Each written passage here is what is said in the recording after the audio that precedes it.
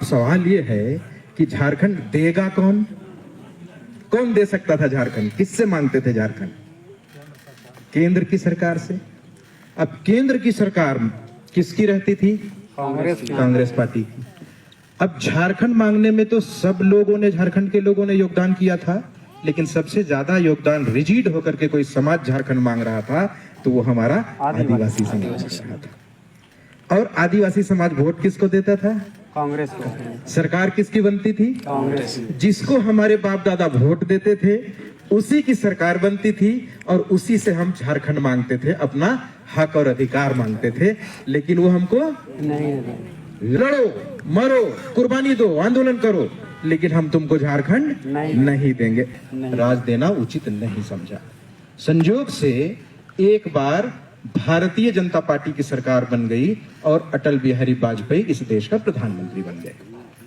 उन्होंने प्रधानमंत्री बनते ही क्या किया? कौन हमको वोट दिया है, कौन हमको वोट नहीं दिया है, इसकी चिंता नहीं की।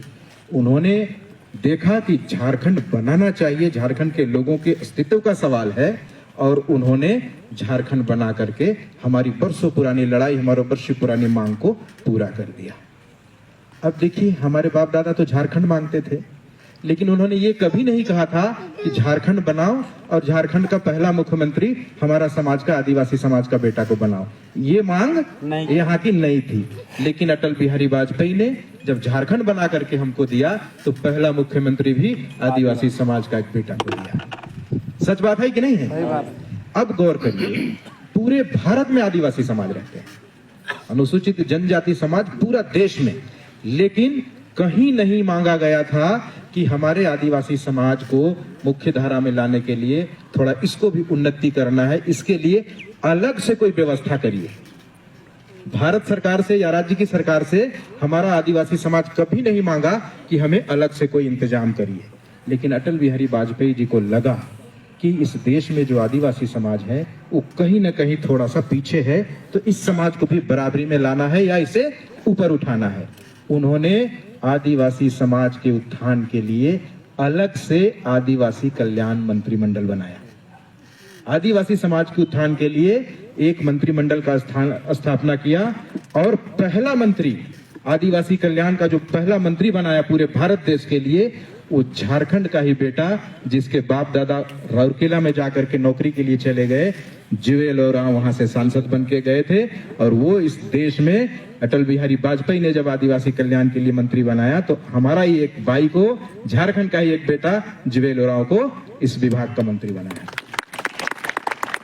संयोग से आज भी जुएल ओरांव इसी विभाग के मंत्री हैं, अभी वो आने वाले भी हैं। तो जब आदिवासी कल्याण मंत्री बनाया और अलग से जो फंड दिया जुएल ओरांव जी को आदिवासी समाज के उत्थान के लिए, वो फंड था 25,000 करोड़ रुपया। 25,000 करोड़ रुपया दे करके जुएल ओरांव को आदिवासी समाज के उत्थान के लिए लगा दिया।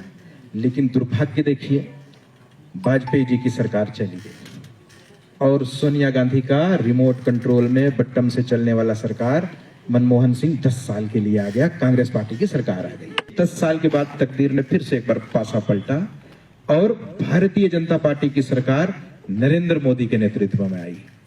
नरेंद्र मोदी जब देश के प्रधानमंत्री हुए तो वाजपेयी जी ने जो 25,000 करोड़ रुपया दिया था, मनमोहन सिंह ने उसमें घटी बढ़ी नहीं किया, घटाया भी नहीं, बढ़ाया भी नहीं।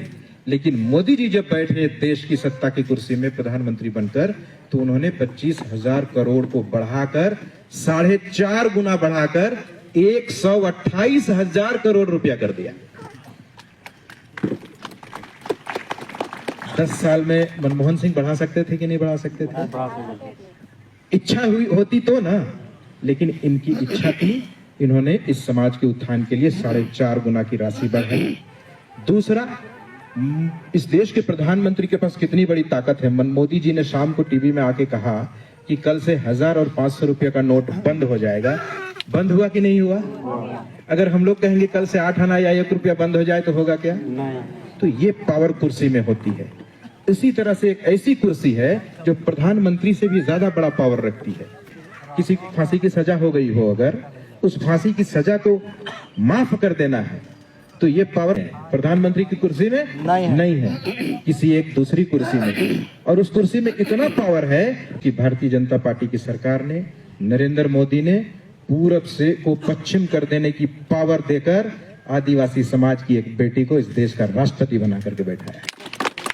अब हमको बताइए कि जिस समाज की बेटी इतने बड़े ओहदे में हो, जो मतलब कुछ भी कर सकती है, उस बेटी के साथ हमारे उस समाज के लोगों को जुड़ना चाहिए कि नहीं जुड़ना चाहिए?